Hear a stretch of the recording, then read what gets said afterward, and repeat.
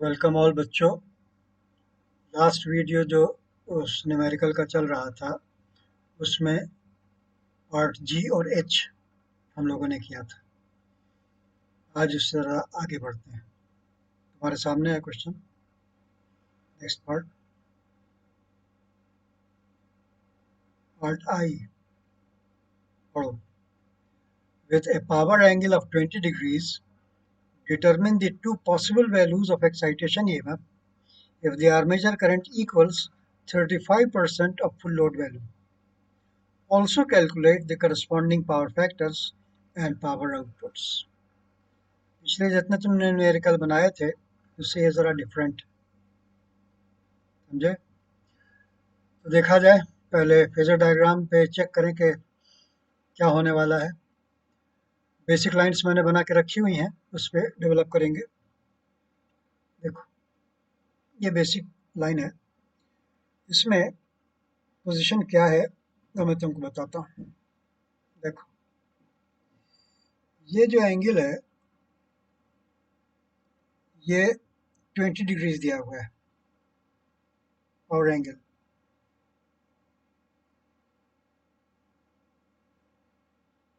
है ना डेल्टा।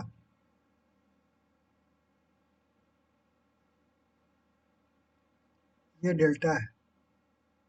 कहाँ पे लिखे?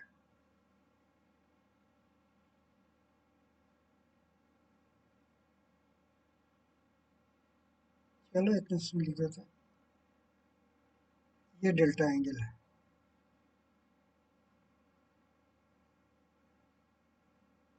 पूरा लिखा था ही नहीं, अब ज़्यादा हो गया, प्रॉब्लम होता है। चलो, चलेगा। ये है 20 डिग्री। अब इसमें ये कह रहा है कि दो पॉसिबल एक्साइटेशन आप निकालिए जब आर्मेचर करंट 35%, 0.3548। अब देखो, ई एफ और वी को मिलाने वाली लाइन होती है जे आई ए एक्सेस, ठीक है ना? तो आई ए का वैल्यू है 0.35, एक्सेस का वैल्यू है 2, तो 0.7 हुआ। मतलब जो लंबाई है ये 0.7 होनी चाहिए, ये लंबाई। अब वी से अगर हम लोग एक आर्क खींचें 0.7 लेंथ की, तो वो इस लाइन को दो जगह काटेगा ना, एक यहाँ एक यहाँ। ये दोनों 0.7 है, ये लंबाई भी 0.7 है, ये लंबाई भी 0.7 है, और दोनों जे आई एक्सेस को रिप्रेजेंट करता है। तो एक ई एफ वन, जो एक एक्साइटेशन का वैल्यू है ई एफ वन, कम एक्साइटेशन वाला, ये ये है ई एफ वन। मैं लिख देता हूँ,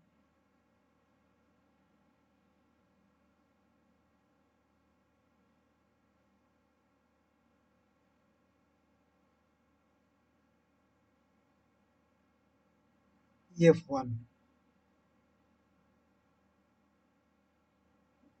ई एफ वन है, फेजर है। और दूसरी जगह इससे ने इंटरसेक्ट किया यहाँ पे, तो ये एक्साइटेशन ई एफ का वैल्यू हुआ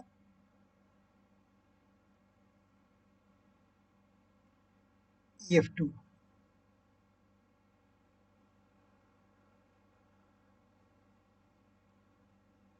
ये है ई एफ टू, मतलब एक हाई एक्साइटेशन है ई एफ टू और एक लो एक्साइटेशन है। कितना है वो निकालना है। अब देखो, इससे करस्पॉन्डिंग जो पावर फैक्टर एंगल होगा लोअर एक्साइटेशन वाला, ये होगा फाई वन,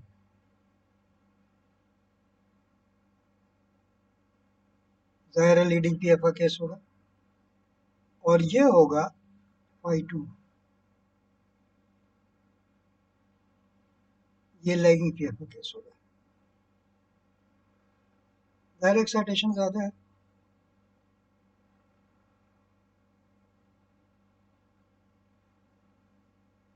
I2, ये दोनों JIA एक्सेस हैं, दोनों ही JIA एक्सेस हैं। इसको कहाँ लिखूं? ये इसके बारे में बात हो रही है। ये है JIA1, इसको मान लो।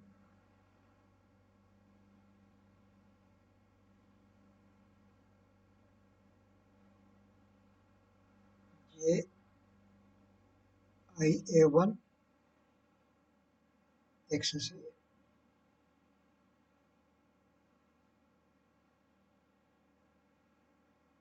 ये IA1 का पार्ट ए से कोई ताल्लुक नहीं है, पार्ट ए का IA1 दूसरा था। अब ये हम बिल्कुल एक अलग न्यूमेरिकल बना रहे हैं। तो यहाँ पर का JIA1 है जो EF1 को करस्पॉन्ड कर रहा है, और ये है JIA2 एक्सेस, JIA2 एक्सेस। अब IA1 और IA2 तो इसने कहा कि बराबर है, और एक्सेस का वैल्यू है 2 पर यूनिट। तो मैं फिर रिपीट कर दूं, इसका मतलब ये है कि ये लेंथ भी 0.7 पर यूनिट है और ये लेंथ भी 0.7 पर यूनिट है। ठीक है। पावर नेचुरली अलग अलग होगा। इसका पावर देखो क्या होगा, दिखाता हूँ। इसका प्रोजेक्शन रेड से कर देता हूँ। इसका प्रोजेक्शन, ये जो पॉइंट है,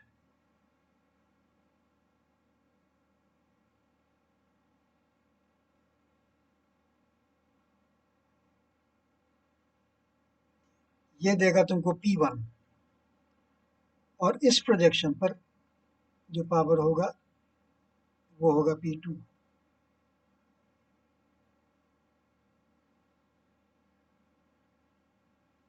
समझ गए? ये P2 है, ये P1 है। लिख देता हूँ मैं। पावर स्केल पे ये जो प्रोजेक्शन होगा P2 है, ये भी तुमको निकालना है।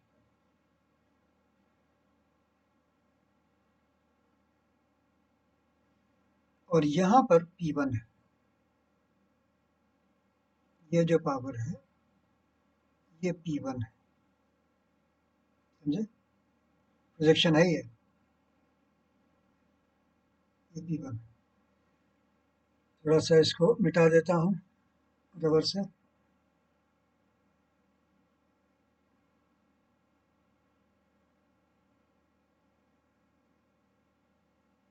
ताकि पता चले कि प्रोजेक्शन है।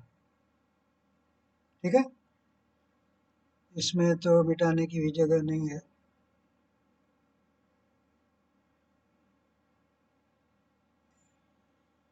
चलो इसमें से काम चला लो।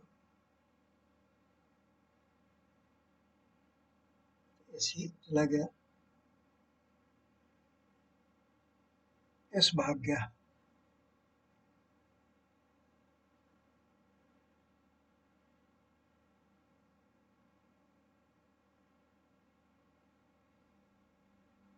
चलो हो गया। यही निकालना है बच्चों, यही काम है तुम्हारा। तो चलो लिखते हैं सॉल्यूशन। यह है पार्ट आई, आई पार्ट।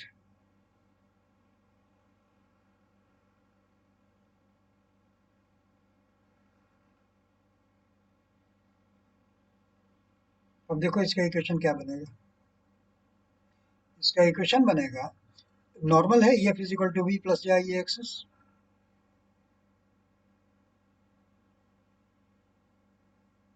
ये जनरल फॉर्मूला है। EF is equal to V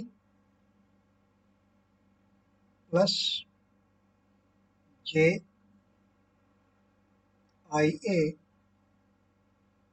access. अब यहाँ पर ज़रा सोच समझ के वैल्यू पुट करो।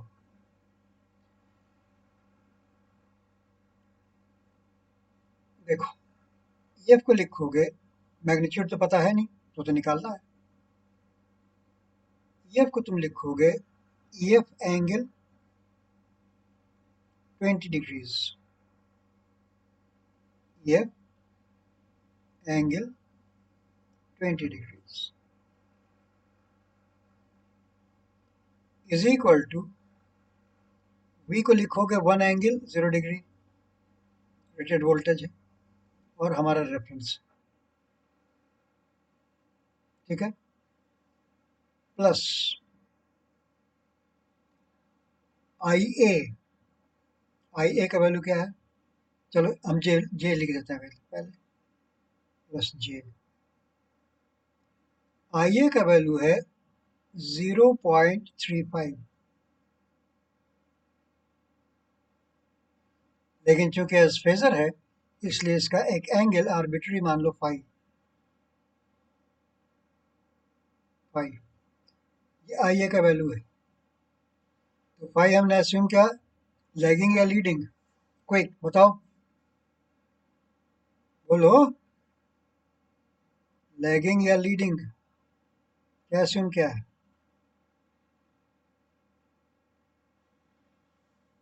Phi is positive for leading PF और लैगिंग पीएफ, लिख दूं?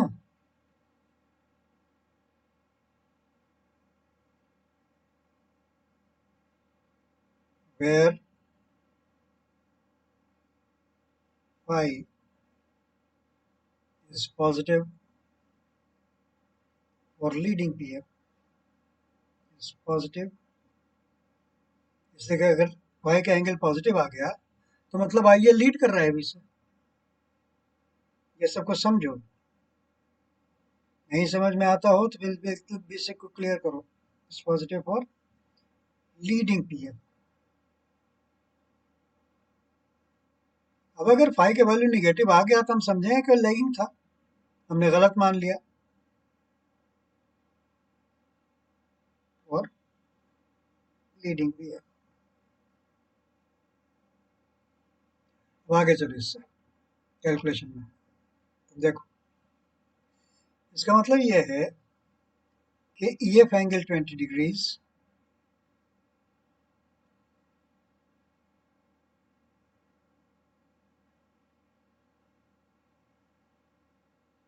इज इक्वल टू, ये तो 1 प्लस जे 0 हो गया तो सिर्फ 1 लिखेंगे, प्लस, अब यहाँ देखो 0.35 इंटू 2 हो गया 0.7,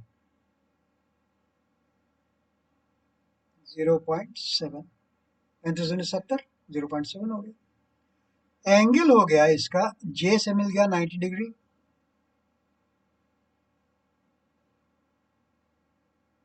और इसमें आपको जोड़ना पड़ेगा फाई प्लस फाई। अब देखो, ये तुम लोगों को कई मैं बता चुका हूँ, पिछले कई वीडियोज में बताया होगा, अगर नहीं बताया तो आज जान लो। एक कॉम्प्लेक्स इक्वेशन जो होता है, कॉम्प्लेक्स नंबर का इक्वेशन, वो एक साथ दो वेरिएबल को सॉल्व कर देता है। क्यों? क्यों?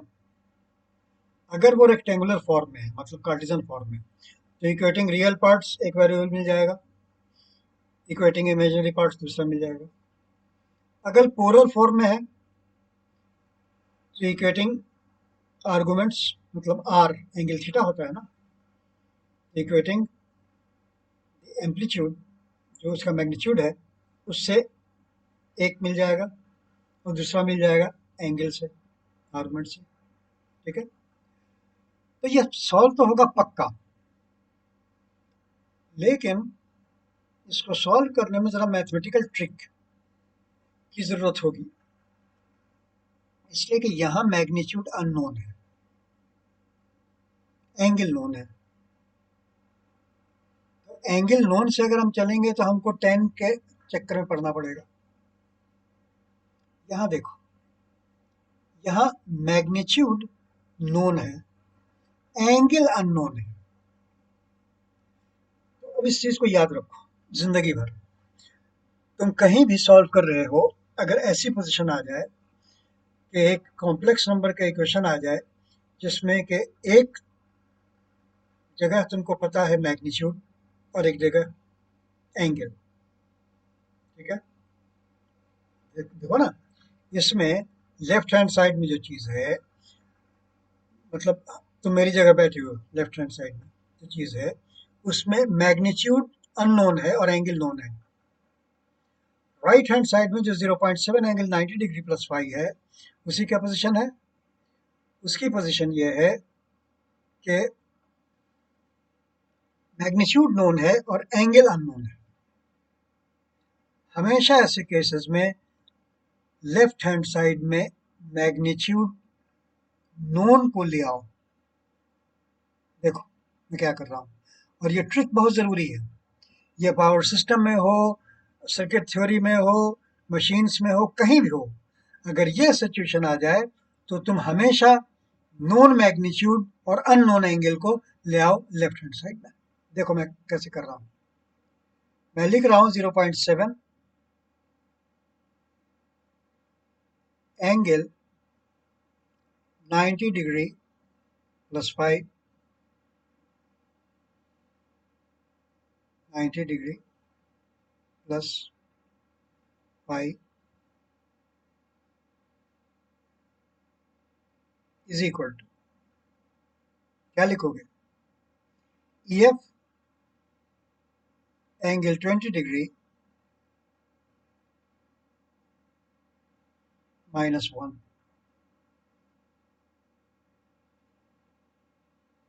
20 डिग्री -1। ये तुम्हारा एक बड़े काम का इक्वेशन है ए। तुमको बाद में पता चलेगा कि क्यों काम का है इसका इक्वेशन, मान लो। अब इसको रेक्टेंगुलर फॉर्म में ब्रेक करो। ये हो गया EF cos 20 degree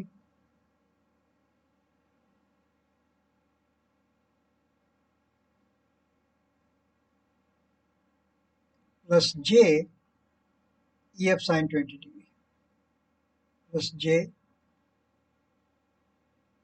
EF sin 20 degree. ये तो इसका वैल्यू हुआ, -1 बाहर है। अब देखो सिचुएशन क्या हो गई, जगह यहाँ पर कम है, अगर ज़रूरत पड़ी तो मैं नीचे लिखूंगा। इसका मतलब ये है कि 0.7 angle 90 degree plus 5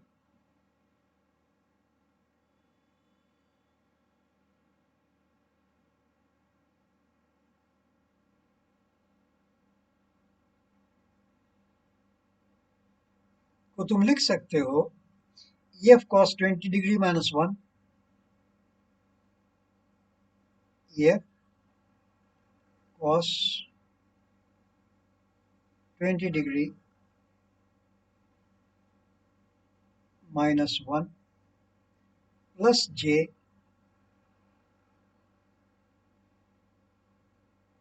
plus J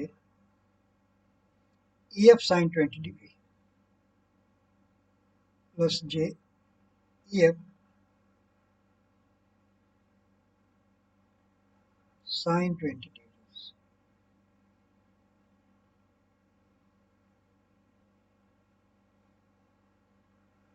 ये है।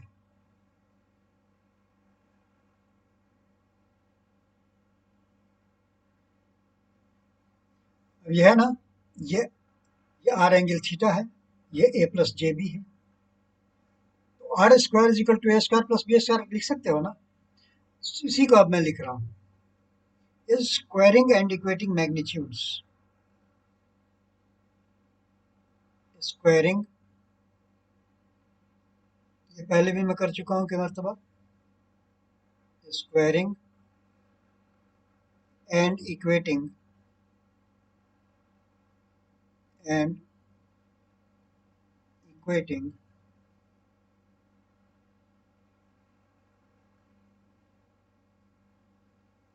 magnitudes.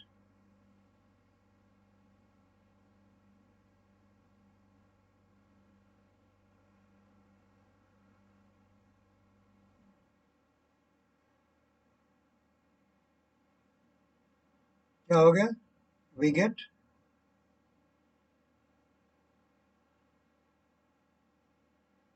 क्या हो बोलो? जगह है यहाँ, बहुत थोड़ी जगह, आखिरी लाइन। नेक्स्ट पेज पे जाएंगे, लेकिन ये यहाँ पे लिख देते हैं। ये हो गया 0.7 का होल स्क्वायर, ब्रैकेट में डाल ही के लिखते हैं ताकि तुमको कोई कंफ्यूजन न रहे। 0.7 स्क्वायर इज इक्वल टू, अब देखो इसका तुमको स्क्वायर करना है। ये क्या होगा? A square minus 2ab plus B square, algebra का फॉर्मूला। तो F square multiplied by cos square 20 degrees minus 2 E F cos 20 plus 1, यहाँ से क्या आएगा?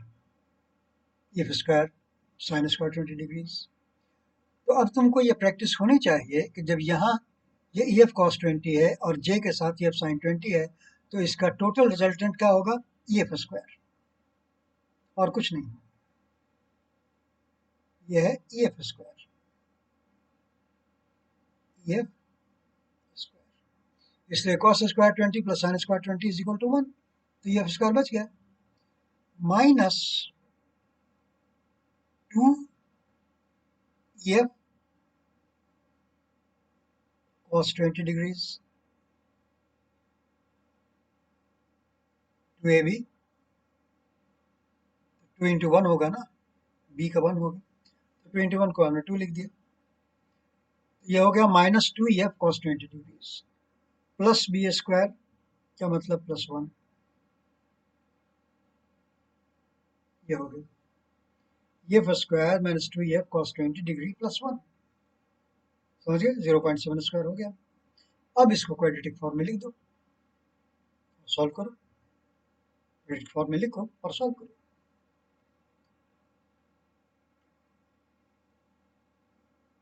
और नेक्स्ट पेज पे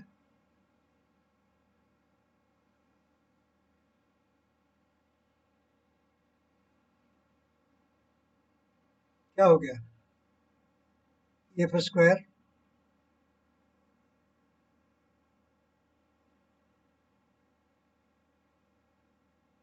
माइनस, मैं कोएफिशिएंट को अलग कर देता हूँ, माइनस 2 कॉस 20 डिग्रीज,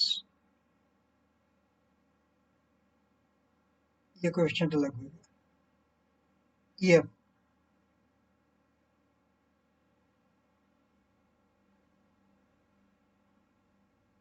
ठीक है। उसके बाद क्या हुआ? Plus 1 minus 0.7 whole square is equal to 0, ये क्वाड्रेटिक इक्वेशन है, ठीक है। F square minus 2 cos 20 degrees E F plus 1 minus 0.7 square is equal to 0। इसको सॉल्व करो, solving the quadratic,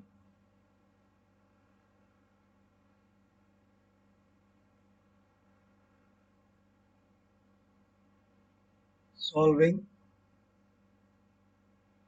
the quadratic equation,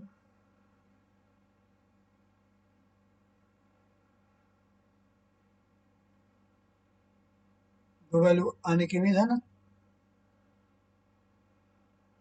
Solving the quadratic equation,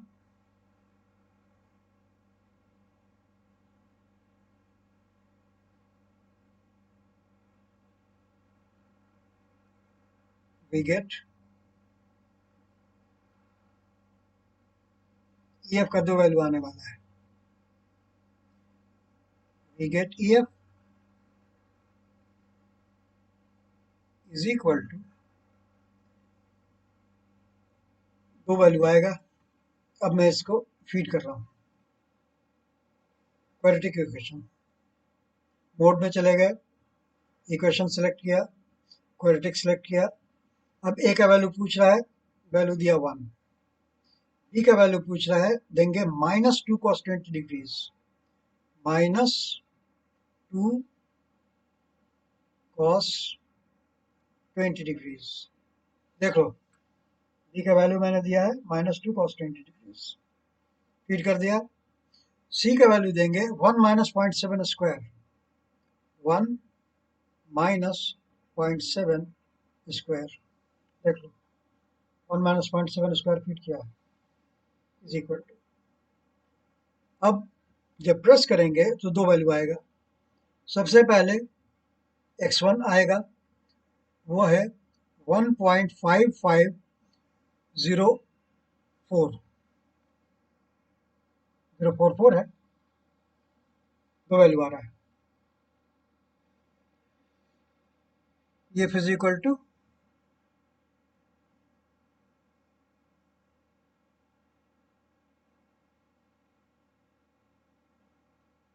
1.5504 per unit.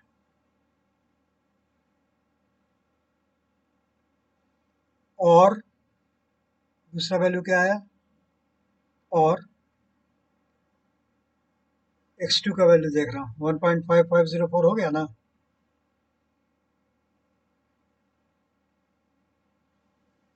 ये आया 0.3289. देख लो, 0.3289 is equal to, और value आ गया 0.3289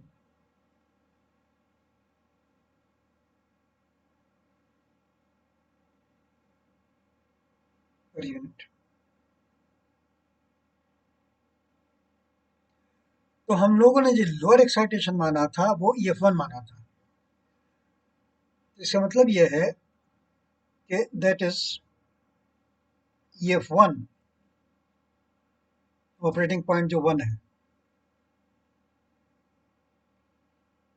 दैट इज EF1 का magnitude हम लेंगे लोअर वैल्यू 0.3289. यह है EF1 पर यूनिट. EF1 0.3289 मतलब lower excitation, meaning lower excitation. लिख देता हूँ यहाँ पर, मीनिंग लोअर एक्साइटेशन. गौर करो, मैं इसको अंडर एक्साइटेशन नहीं लिख रहा हूँ, लोअर लिख रहा हूँ, इसलिए कंपेयर कर रहा हूँ EF1 और EF2 को. लेकिन अंडर एक्साइटेशन नहीं बोल रहा हूँ लोअर एक्साइटेशन. वजह बताओ. That is EF1 is equal to इतना, एंड EF2 ये हायर एक्साइटेशन है, एंड EF2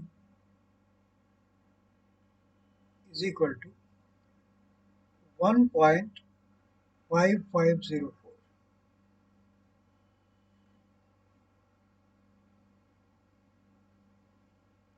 मीनिंग, बोलो, मीनिंग, हायर एक्साइटेशन. यहाँ ओवर एक्साइटेशन नहीं बोल रहा हूँ। बात समझ में आई? तुम लोगों को याद होगा कि अंडर एक्साइटेशन और ओवर एक्साइटेशन एक कांस्टेंट किलोवाट लोड के लिए होता है। और तुम देखो यहाँ किलोवाट लोडिंग बदल रही है, एक P1 है, एक P2 है। ये कम पावर है, ये ज्यादा पावर है। इसलिए इस एक्साइटेशन को लोअर एक्साइटेशन कहेंगे, अंडर एक्साइटेड नहीं कहेंगे, ओवर एक्साइटेड नहीं करेंगे, इसलिए कि यहाँ पावर का लेवल चेंज हो गया है। ये सब बारीकी समझा करो, समझे? एनीवे, तो अब लोअर एक्साइटेशन और हायर एक्साइटेशन पर हम लोगों को निकालना है वैल्यू। चलो, तो पहले लोअर एक्साइटेशन का किया जाए। विथ लोअर एक्साइटेशन रेड से करता हूँ।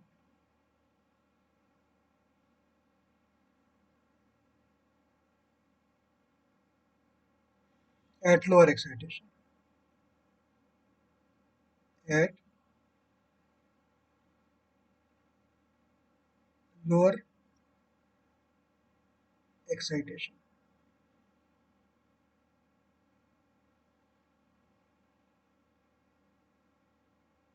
ये कैलकुलेशन हम कर रहे हैं lower excitation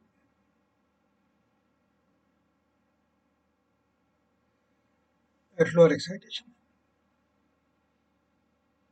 that is EF1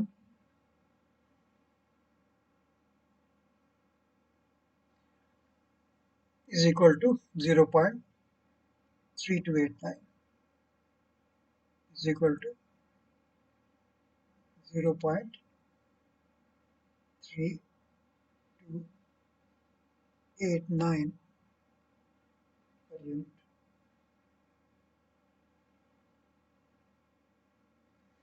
अब देखो इक्वेशन ए जो हमने लिखा था उसका कितना काम आ जाएगा यहाँ पर देखो। फ्रॉम इक्वेशन ए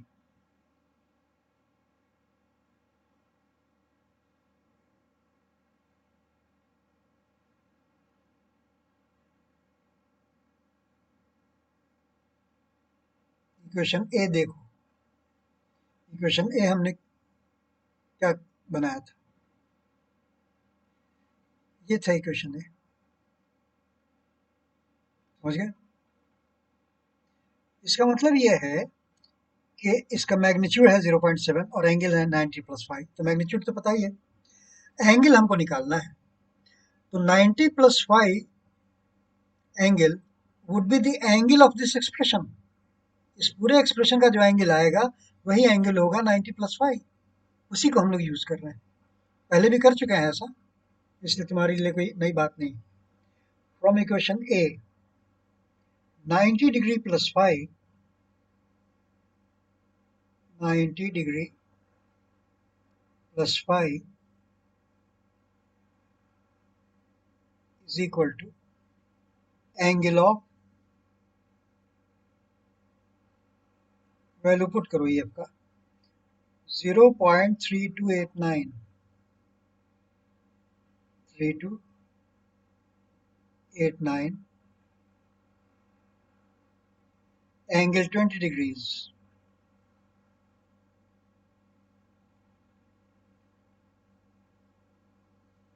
-1,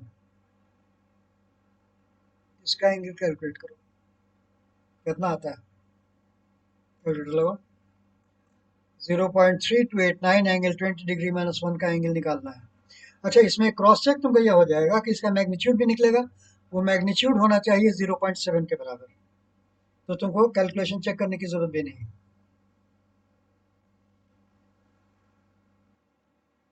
देखो 0.3289 0.3289 एंगल 20 डिग्रीज -1, ये फीड कर दिया मैंने, समझे? अब इसका ये तो रेक्टेंगुलर फॉर्म है, पोलर फॉर्म में कन्वर्ट कर रहा हूँ। पोलर फॉर्म में कन्वर्ट करने पर उसका मैग्नीट्यूड 0.7 आना चाहिए, तभी एंगल को हम एक्सेप्ट करेंगे, नहीं तो हम कैलकुलेशन चेक करेंगे।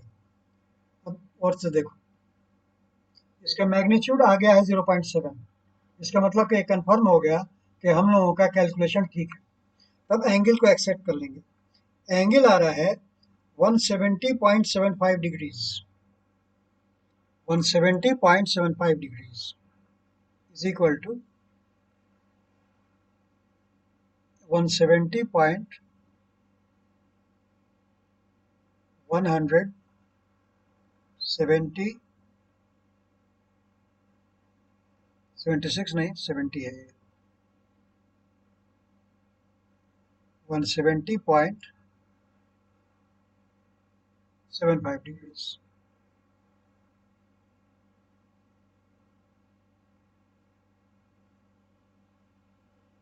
समझे? 170.75 देख लो, बता रहा है। इसका क्या मतलब हो गया? अब यहाँ पर तुम लोग बहुत होशियार रहना है। इसका मतलब ये हो गया कि जो फाई का वैल्यू हमारा निकला है वो पॉजिटिव निकला है। 170.75 से माइनस कर दो 90, 170.75 माइनस 90,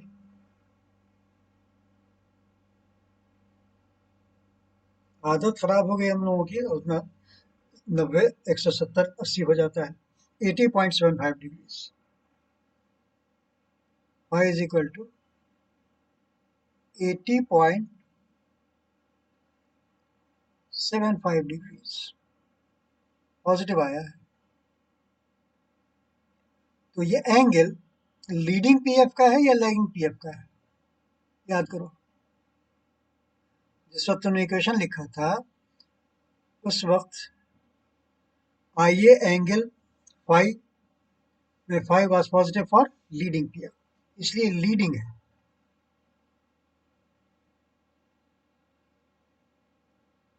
ये लीडिंग है, तो पीएफ क्या हो गया? देयरफॉर पीएफ, नेक्स्ट पेज पर जाना पड़ेगा।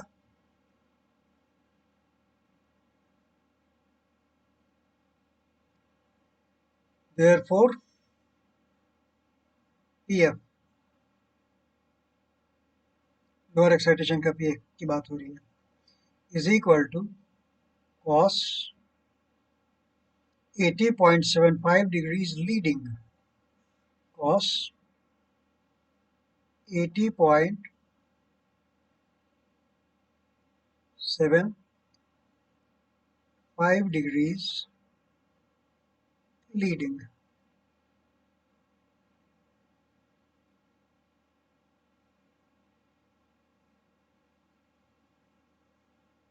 कॉस 80.75 डिग्री कितना होता है भाई? इससे कॉस ले लेते हैं, कॉस ऑफ आंसर 0.1607 आ रहा है बेटा, 0.1607, देख लो,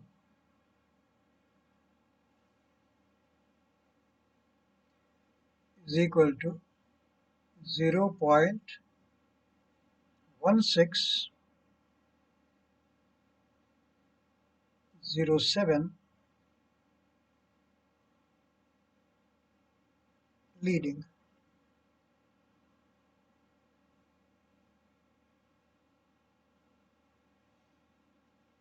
देन करस्पॉन्डिंग पावर क्या हो गया? Then corresponding power, corresponding P,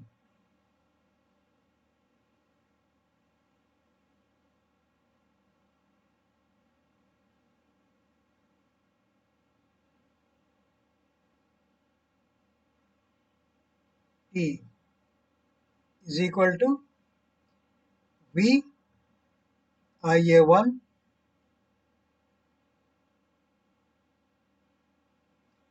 अरे आई ए वन और आई ए टू तो एक ही है, तुम्हारा ये कॉस यहाँ का फाई हो गया। तुम चाहो तो इसको कॉस फाई वन कर दो, यहाँ कर दोगे तो तुमको पीछे में भी 5 1 करना पड़ेगा।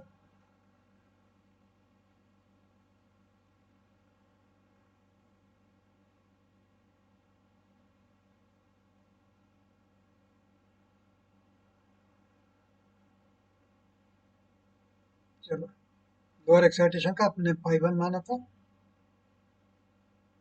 तो 5 1 कर देते हैं। ठीक है, इधर डायग्राम में 5 1 माना था बेटा, वैल्यू पुट कर दो, इस लाइन में कर देते हैं। इज इक्वल टू 1 इंटू 0.35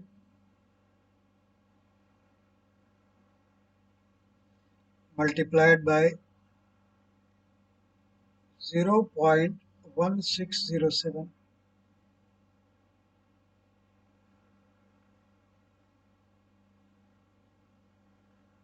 कितना हो गया पी का वैल्यू फाइनली?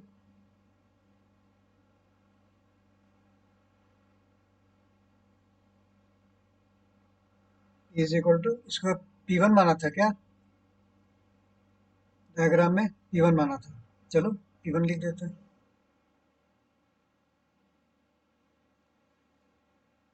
P1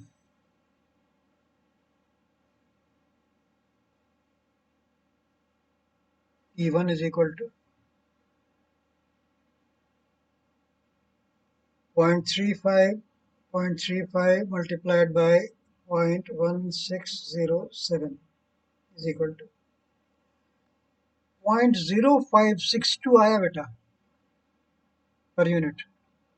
बहुत कम पावर, जाहिर है तुमको ऐसे डायग्राम से ही पता लग रहा होगा।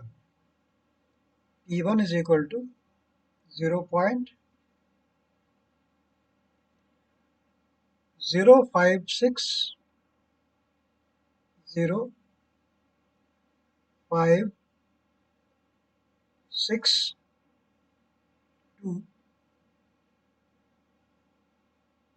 Per unit. देखो ना,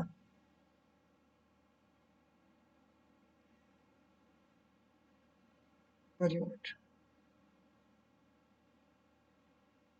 ठीक है, तो एक आंसर तो ये हो गया। क्या क्या पूछा था, आंसर बोल को लिखते ही चलें। क्या क्या पूछा था? Different two possible values of excitation EMF, calculate करना पावर आउटपुट्स। तो ठीक तो है, तो पावर फैक्टर को भी आंसर में इंक्लूड कर देंगे।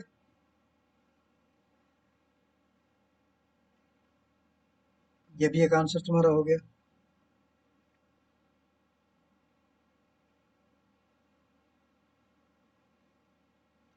ये दोनों ही आंसर हो गए, तो इसको हाईलाइट कर देते हैं ग्रीन से।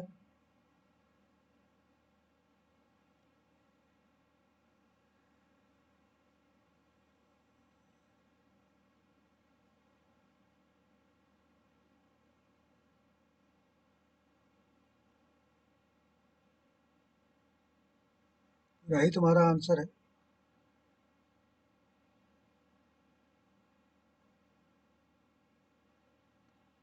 एक्साइटेशन का भी आंसर चाहो तो लिख दो।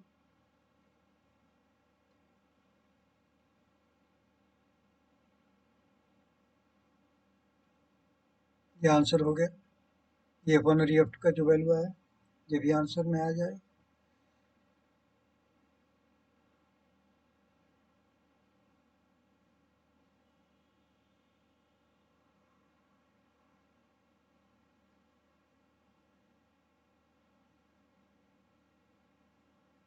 ये भी आंसर है, यहाँ पे लिख देते हैं आंसर।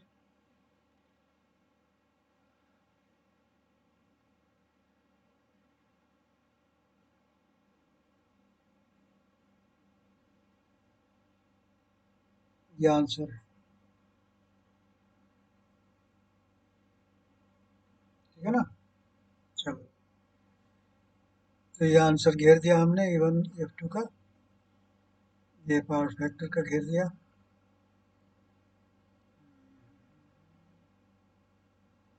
सही। चलो, अब देखा जाए एट हायर एक्साइटेशन। अभी तो लोअर एक्साइटेशन है क्या ना बेटा।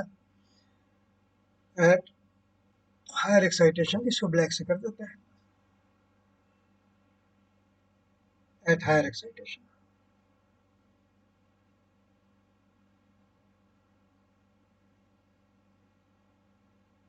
At higher excitation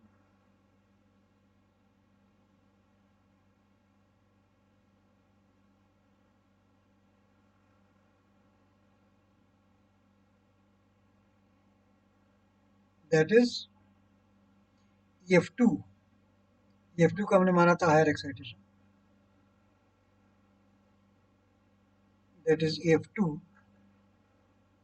is equal to कितना था, 1.5504 था ना।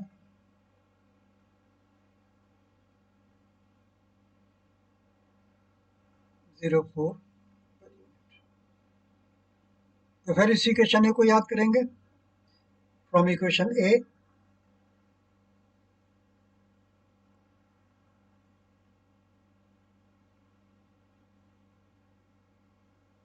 From equation A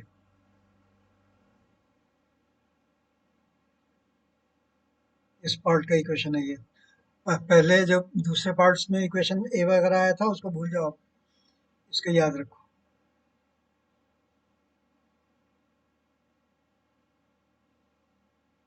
from equation A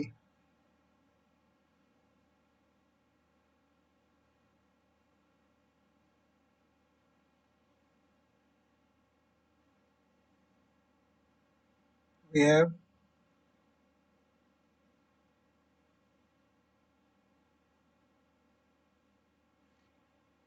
same चीज 90 डिग्री प्लस फाई टू, इसलिए कि हमने हायर एक्साइटेशन पे एंगल फाई टू माना था।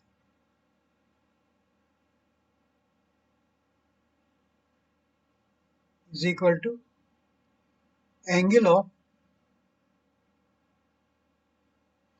1.5504 angle 20 degree -1 angle 20 degree -1। Solve करो इसको। मैग्नीट्यूड फिर देखोगे 0.7 आना चाहिए, अगर नहीं आया तो एंगल का एक्सेप्ट मत करना। देखो 1.5504 एंगल 20 डिग्री -1, देखो is equal to, rectangular form है, पोलर में कन्वर्ट कर रहे हैं। शिफ्ट 2 3 और एंगल थीटा में चेंज कर रहे हैं। देखो मैग्नीट्यूड आ गया 0.69999, इज एज गुड एज 0.7। तो एंगल एक्सेप्ट एक्सेप्ट कर लेंगे। इसका एंगल आया 49.25 डिग्रीज। ये एंगल आया बेटा 49.25 डिग्रीज, 49.25 डिग्रीज। अब फिर दिमाग को बिल्कुल खोल करके तुमको समझना है। समझना यह है कि इसलिए फाई टू का वैल्यू क्या हो गया,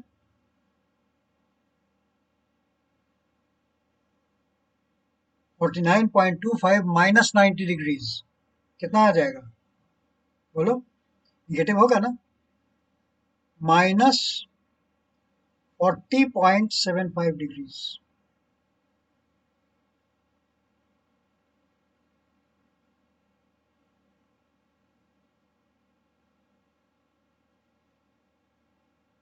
माइनस 40.75 डिग्रीज। अब मुझे ये बताओ कि माइनस इतना लिखने के बाद यहाँ पर हम लीडिंग लिखें या लैगिंग लिखें, याद करो, मेरा सारा सबक पिछला याद करो, क्या लिखें, लैगिंग या लीडिंग, क्विक बोलिए।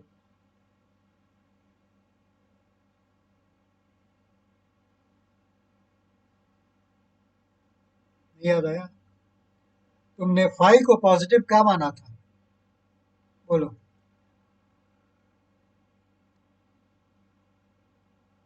क्या माना था? Where phi is positive for leading PF. समझते हो? इसलिए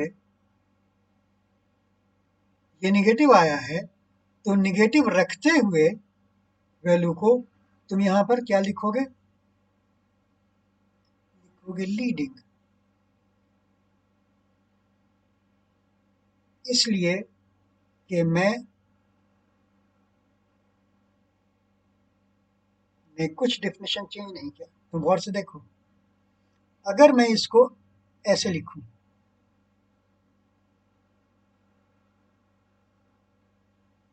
कैसे कैसे तुम लोगों को समझाएं? ये प्लस है ना, तुम ये भूल जाओ कि ये क्या है। ये मान लो पूरी चीज एक्स होती तो प्लस एक्स लीडिंग लिखते ना, लेकिन ये माइनस है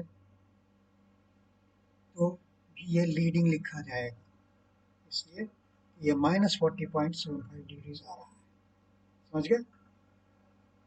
क्लियर है? अब मैं इसको मिटा रहा हूँ। इतनी फजूल चीज हम लोग नहीं करते हैं। तुम्हारे समझाने के लिए मैंने ब्रैकेट दे करके प्लस बाहर लिखा था।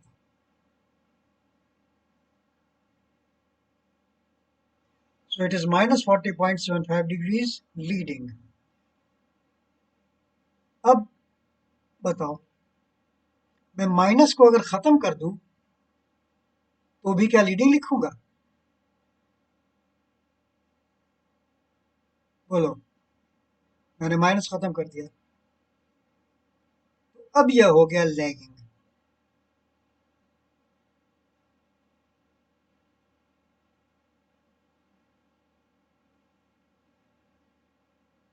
अब यह हो गया लैगिंग। समझ गए? तो पीएफ क्या हो गया? नेक्स्ट पेज पे चलो।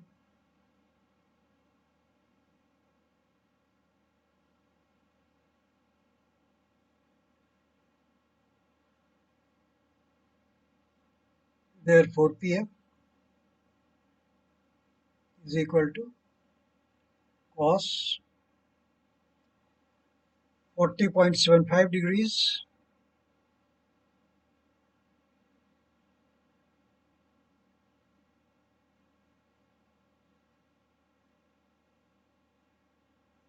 lagging.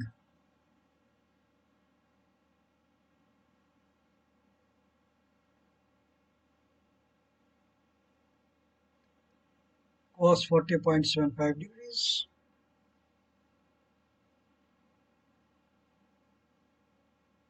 cos 40.75 का वैल्यू आ गया 0.7576। देखो,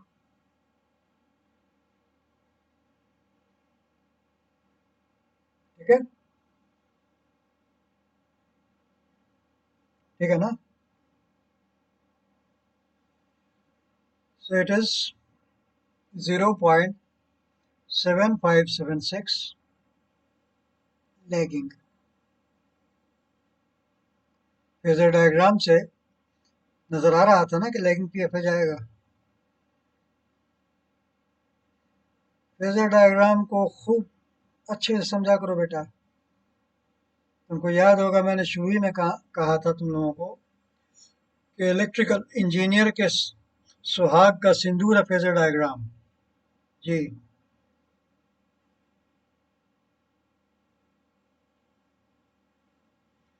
0.7576 लैगिंग। एक ये जवाब हो गया। अब करस्पॉन्डिंग P2 जो पावर चाहिए, करस्पॉन्डिंग P2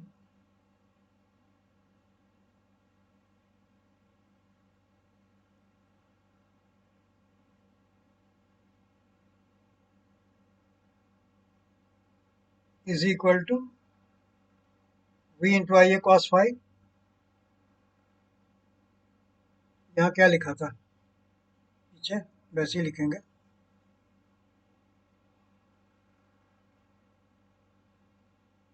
पावर के लिए क्या लिखा था? E1 is equal to V I A one cos phi n लिखा था, चलो वैसे ही लिख देते हैं। आई ए तो सेम है, आई ए का तो मैग्नीट्यूड बदलता नहीं है बेटा, वैसे ही लिख देता हूँ। समझ रहे हो ना कि नहीं समझ रहे हो? वी इंटू आई ए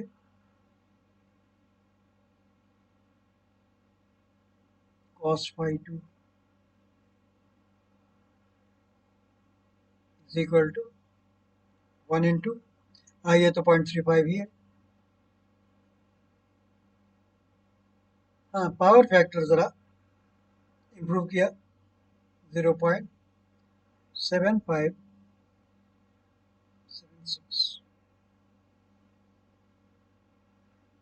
तो इस कंडीशन का जो रियल पावर आया T2, जो तुम्हारा आंसर है,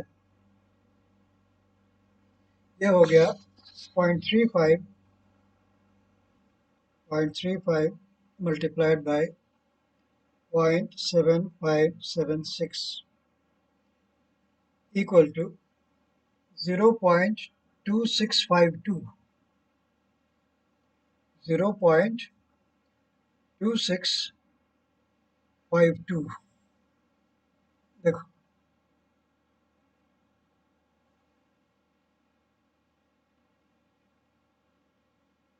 0.26516 है, 52 हो गया, 52 पर यूनिट। ये हो गया तुम्हारा आंसर, ये भी तुम्हारा आंसर है, ये भी तुम्हारा आंसर है। हाईलाइट कर दो चाहो तो, ग्रीन से हाईलाइट में कर देता हूँ।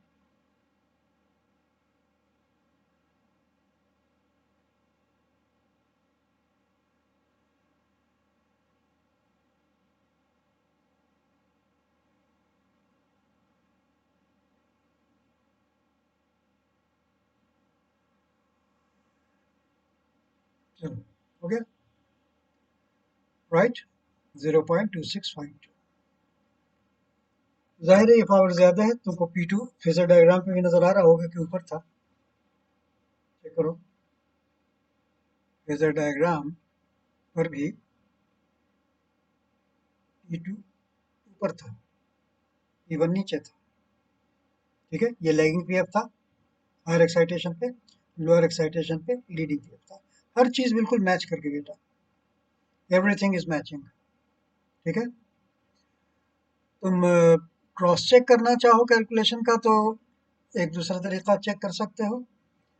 पावर जो तुमने निकाला था, ये निकाला था ना 0.562, इसको यहीं पर कैलकुलेशन चेक कर देते हैं या यहाँ पर कर देते हैं,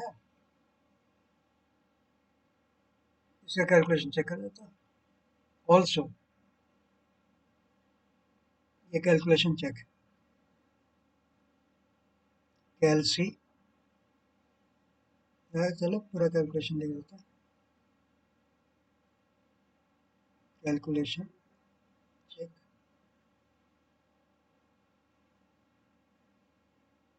पहले पार्ट का, ऑल्सो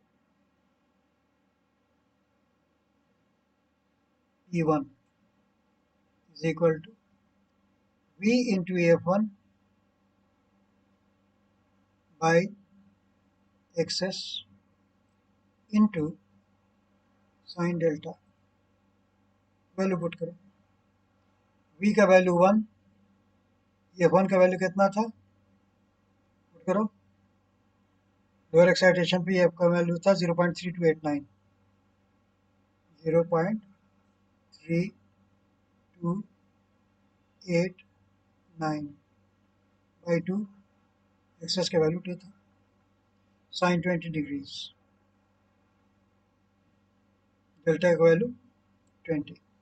कैलकुलेट करो, इतना ही आना चाहिए, 0.0562 ही आना चाहिए। आसपास थोड़ा सा डिफरेंस हो सकता है, कैलकुलेशन मैं कर रहा हूँ।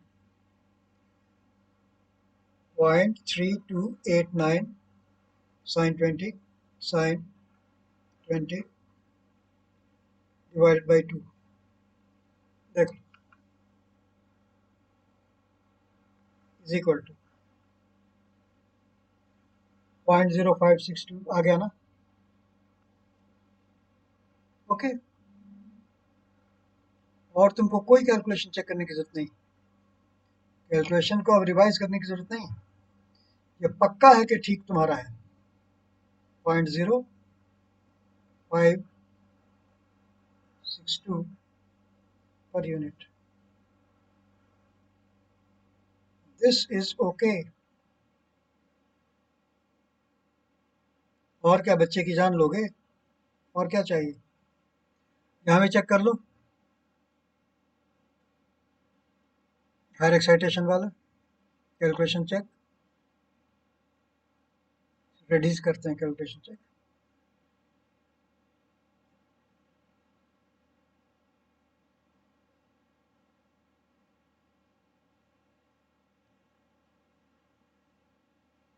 Calculation check also E2 is equal to V into F2 by XS into sin delta. ठीक है, वैल्यू पुट कीजिए, जगह है ना कुछ, is equal to 1 into F2 का वैल्यू क्या आया था, बोलो, 1.5504 था ना, 1.5504 बाई एक्सेस 2, या 2.0 हम लिखते हैं, एक ही बात है, साइन 20 डिग्रीज। कैलकुलेट करो इसको, उतना ही आना चाहिए, 0.2652 आना चाहिए। तो मैं तो रिप्ले जा करके सिर्फ उसका वैल्यू चेंज कर दूंगा, 1.5504, इसलिए कि बाकी चीज़ तो सेम ही है, 1.5504 हो गया, और कुछ नहीं चेंज किया, मैंने सिर्फ EF का वैल्यू बदला है, बाकी अपने कैलकुलेशन पर रहने दिया। रिप्ले फंक्शन हम खूब यूज़ करते हैं, तुम लोग भी यूज़ करना जान लो, बहुत आसान हो जाएगा। देखो 0.2651, ठीक है, इतना एक्यूरेसी के बिल्कुल चलेगा, इज इक्वल टू, भाई थर्ड डेसिमल प्लेस तक तो मिल गया ना बेटा, 0.2651 के बाद 3 है, चलेगा, ओके।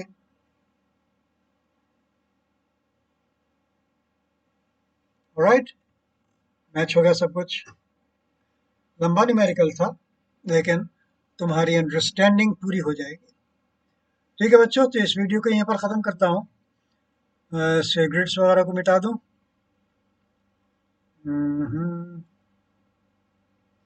ये मिटा दिया, ये मिटा दिया,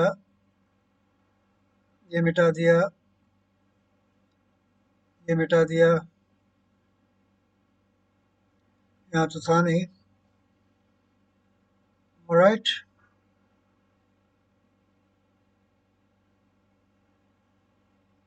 सब क्लियर है, बढ़िया है, यही बढ़िया है। बाकी जो छोटी मोटी गलती है इसको खुद ठीक कर लिया करो, अगर मैं भूल भी जाऊँ तो खुद ठीक कर लिया करो, ठीक है। ठीक है बच्चों, तो इस वीडियो को यहीं पर ख़त्म कर देता हूँ। दूसरा पार्ट मैं नहीं कर पाया हूँ, इसलिए कि वक्त बहुत हो गया होगा, दूसरा पार्ट आइंदा करेंगे। ये जो पार्ट है ना, पार्ट जे, आज पार्ट आई तक किया है, पार्ट जे नेक्स्ट डे करेंगे। इस वीडियो को यहीं पर ख़त्म कर देता हूँ। ठीक है, तो इजाज़त दो। As always, have a nice time. I wish you all the best. Goodbye and good luck. अब मैं चेक कर लूँ कि हमारा गुड लक था कि नहीं, रिकॉर्ड हुआ था कि नहीं, नहीं तो बहुत परेशानी हो जाएगी। हाँ, रिकॉर्ड हो रहा है, अभी रिकॉर्ड हो रहा है। ठीक है बच्चों, तो तुम्हारे सामने रिकॉर्डिंग स्टॉप कर देता हूँ। Stop recording, stop.